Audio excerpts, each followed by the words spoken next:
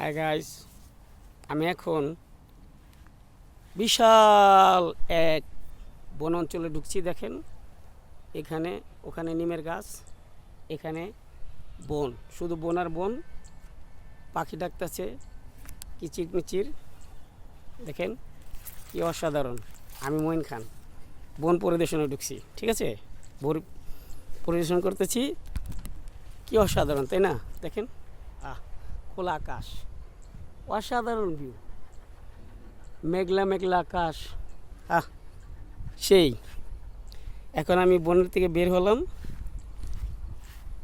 এখন আমি পথে এসে পড়ছি। দেখেন, এখানে খোলামেলা দক্ষিণ কেরানীগঞ্জ। আমি দক্ষিণ কেরানীগঞ্জ থেকে আপনাদেরকে ভিডিওটা দেখাতেছি। আমি মঈন খান।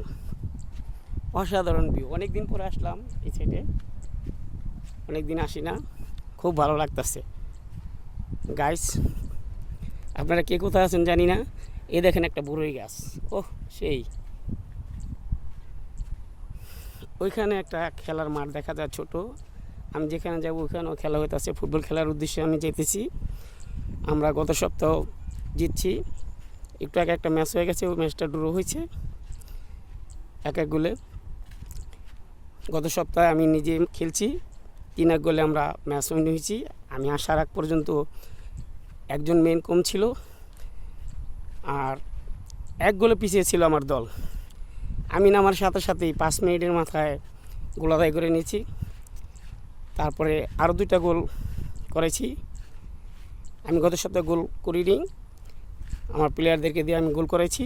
আমি সবসময় চেষ্টা করি মাঠে থাকলে আমার দল জিতবে, আমি জিতবো, আমার দল জিতলে আমার জিতা। আমি সবসময় এইভাবেই খেলি, এটাই আমার টার্গেট। কারণ যদি খেলতে নামি মাঠে, যদি না খেলতে পারি, দলকে না জিতাতে পারি, তাহলে খেলে লাভ কী? খেলা তো খেলাই, খেলার মতো খেলতে হবে, ঠিক আছে? মাঠে নামবো তো মাঠ কাঁপিয়ে দিব, ঝড় উঠিয়ে দিব। গোল কাহাকে বলে, তার আগের সপ্তাহ আমি হ্যাট্রিক করছি। দেখতে হয়তো আপনারা দেখেন আমাকে অনেক লড়বড়, তো মাঠে নামলে না, একটা কথা আছে না যে খুঁটি নড়বর, ঘর কিন্তু শক্ত, ঠিক আছে? আমি অনেক হাট